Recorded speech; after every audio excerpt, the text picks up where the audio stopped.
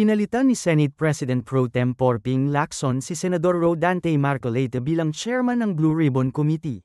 Sabi ni Soto, hindi naman maaaring manatili si Marcoleta bilang pinuno ng komite dahil hindi ito kasapi ng bagong majority sa Senado. Paglilinaw pa ni Soto, wala naman sa rules ng Senado na kailangang abogado ang mamuno sa Blue Ribbon Committee at naniniwala din siya sa investigative prowess ni Lacson. Ang Blue Ribbon Committee ang nag-iimbestiga sa maanumalyang flood control project sa bansa.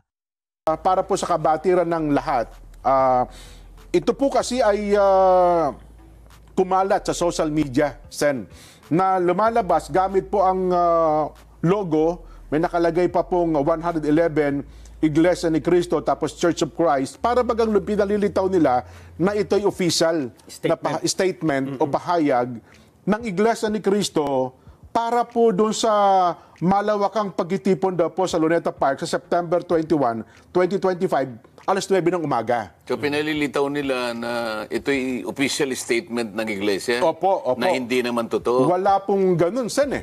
Kaya bakit naman kaya, sino naman kaya ang grupo ang gumawa niyan? Yun na nga po, Sen. Kaya narito po at babasahin ko po sa inyo ang official pong ito'y circular na mababasa sa mga pagsamba sa mga darating na araw, at ito po sa lahat ng kaanib sa Iglesia ni Cristo sa Republika ng Pilipinas. Mga mahal kong kapatid kay Kristo, may nag-post sa Facebook ng isang mensahe na wari nagmula sa pamamahala ng Iglesia ni Cristo na huwag daw tayong makisama sa malawakang pagtitipon na isasagawa sa September 21 sa Luneta Park bilang pagprotesta sa mga katiwalian sa pamahalaan. Hindi totoo na iyon ay galing sa pamamahala. Wala kaming pinalabas na ganoong mensahe. Kung mayroong dapat iparating sa iglesia tungkol sa ating mga aktibidad, ito ay ginagawa natin sa pamamagitan ng sirkular o mensahe na ipinaaabot sa ating mga pagtitipon. Hinihimok namin kayo na isama sa ating mga pananalangin na sana ay mamayani ang katarungan at kapayapaan sa ating bansa upang makapanatiling payapa ang ating mga pagsamba at paglilingkod sa Diyos.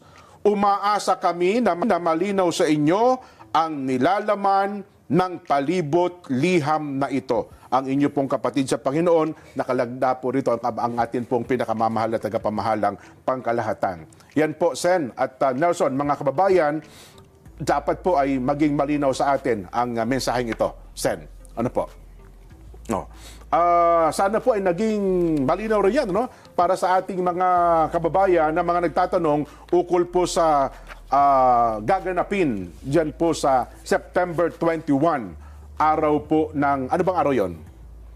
September 21, linggo. Ano ha? So yun po. Linggo next week. Opo. Sana po ay naging malinaw, maliwanag sa lahat ang mensahe na yan po ay binasa namin sa palatuntunan ito. Baka gusto mong liwanagin itong first paragraph. Kasi baka magkaroon ng... Sige po. Ulitin natin. Para first po sa... kabatiran ng ating mga first paragraph, kababayan. Para mas malinaw. Opo. Mga mahal kong kapatid kay Kristo, may nag-post sa Facebook ng isang mensahe na wari nagmula sa pamamahala ng Iglesia ni Cristo na huwag daw tayong makisama sa malawakang pagtitipon na isasagawa sa Setyembre 21 sa Luneta Park bilang pagprotesta sa mga katiwalian sa pamahalaan.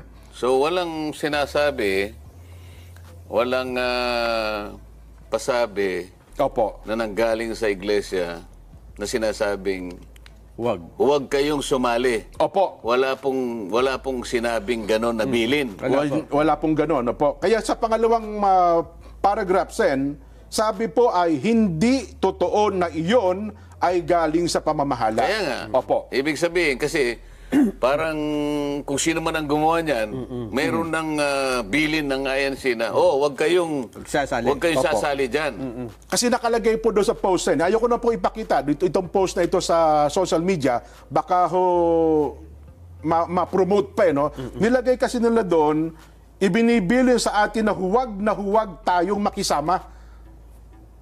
Nakalagay po doon sa kanilang pinakalat. Yun po yung mali. Hindi totoo. Yun po yung hindi totoo. Pwede yung gumawa niyan, yung ayaw magtagumpay yung gagawin. Kung sino man yung nag-organize yan. Yun po. Kasi baka kinatatakutan nila na sumama tayo, gano'n ba? Yes po. So inunahan na tayo. Pinre-em po ata nila yung mga mangyayari na yon. Ay well, ito po at least ay malinaw ang circular sa atin. At sana po ay naging malinaw din sa lahat ng ating mga Hindi pwedeng sumama si Saito. Wala sinasabing huwag. Kasi hindi naman sinabing huwag eh. Ayun nga. Opo. So si Saito pwedeng sumama. Hindi ko na po alam kung... Hindi, ikaw naman. Pinakamabuti sana hintayin natin ang check kung meron mang magiging bilin ukol sa bagay na yan. Hindi, kasi yan pinangungunahan eh. Opo. Kasi kung meron sa bilin... takot nila, hindi, gumawa tayo ng paraan para sa ganun na hindi sila sumali. Ang mabuti na sa kanila namang galing. Opo. Isang malinaw dyan, Sen, na ang kaparaanan natin, hindi po pinadadaan sa social media. Meron tayong kaparaanan kung papaano po ipararating ang tagubilin sa mga kapatid at sa mga kaanib po sa Iglesia ni Cristo. Kasi kaya nila ginawa yan, hindi para sa miyembro yung hindi miyembro. Yes. Para sa ganun ay maisip na, talaga palang ang Iglesia ayaw ding sumama dyan. Yun po ang gusto nilang... Walang ganong bilin pala. Wala po. Di ba? Ayun. Sana po ay naging malinaw yung bahagi na yan, Sen. Tuloy pa po tayo doon sa ating mga pagtalakay. Balik tayo doon sa Senado. Nelson, ano pa ba ang gusto mong ipunto sa kabatiran ng ating mga kababayan? Sige, i-discuss mo muna at hindi daw gumagana yung QR code eh. Ganun ba? Sa mga text sa atin? Parang ano eh. Binaha ata tayo. Binaha. Ayusin ko muna ha. Pero lakas kasi ng ulan, baka bumaha na naman. Pero ang dito sa pangyayari po ngayon sa Senado, ano po bang dapat na maunawa? Kasi ang daming, lumulutang na mga tanong ngayon. Ano ang mangyayari sa susunod? Kasi sa pagsasalita po ng Senate President niyo, parang ang kinomentaryuhan niya ay ang mga miyembro ng Kamara de Representante. Samantalang yung dalawang senador na nabanggit po, kasama niyo sa Senado, parang tahimik po siya doon sa punto na yon, Sen. Hindi lang yun. Kasi nakita mo naman ang mainstream media. Opo. Nung nagsalita yung Diskaya at binanggit yung mga 17, ito wala akong sinasabi, binanggit lang. Opo. Hanggang doon lang tayo, binanggit. Depende na kung saan anong kapupuntahan ng pagdinig nito. Pero maliwanag na nagbanggit siya ng 17 pangalan. Opo. Tingnan mo yung mainstream media. Hindi naman hindi masyadong kinagat yun eh. Pero nung nagsalita yung Hernandez at binanggit yung dalawang senador, sumambulat ka agad eh. Ganun ba? Ngayon, ang pinagtataka ko naman sa panig ng aming leader, ako naman kayo rin naman siguro napapansin ninyo eh. Pagka yung Diskaya ang nagsasalita, ayaw niyang paniwalaan. Pagka naman yung nagsalita yung Hernandez, paniwalang paniwala. So lahat ng mga witnesses doon, mas pinaniniwalaan niya kaysa witnesses na ipinundar natin dito sa Blue Ribbon Committee. Hindi mo ba nakikita yung kabalintunaan dyan? Dapat sana nabahala siya sapagkat binanggit ang dalawa sa kasama namin. Pero wala kaming makita na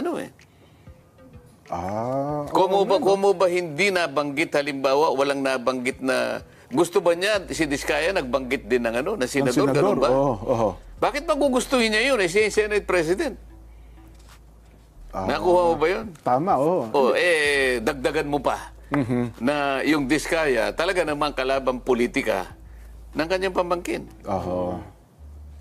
Sana yung ganong mga pagbibigay niya ng komento, kakitaan sana siya ng pagiging objective sana.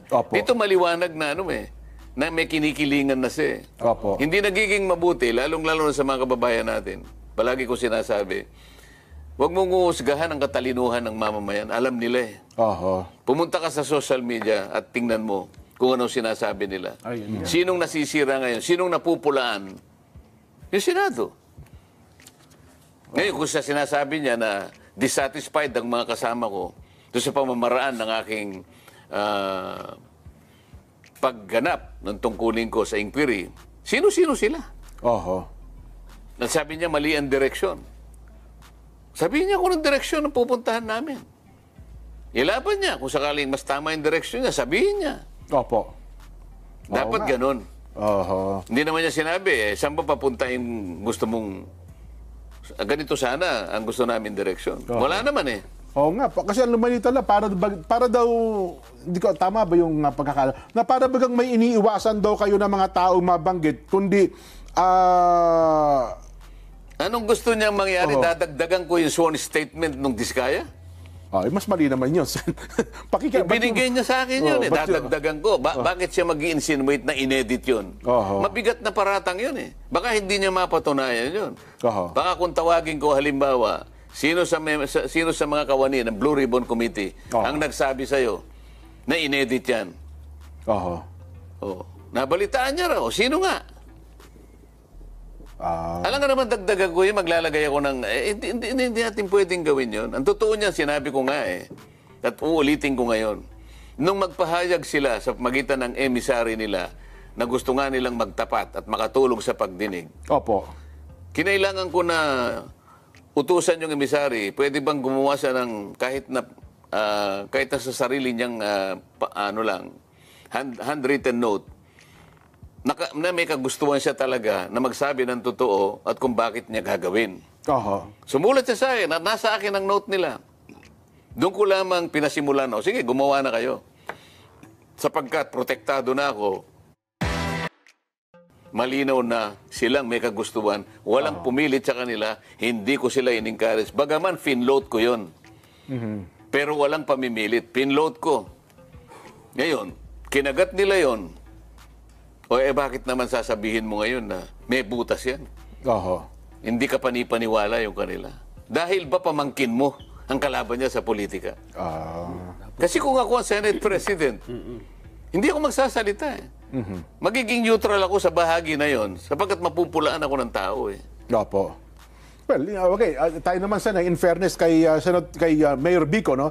Wala naman tayong nabanggit nyo lamang yon dahil nga doon sa nangyari sa pagdinig naman sa Kamara de Representante. Kasi nga, doon napupunta yung usapin. Pagka doon ang nanggaling yung testimony, yun ang kinakatigan niya. Yun ang binibigay niya ng credence.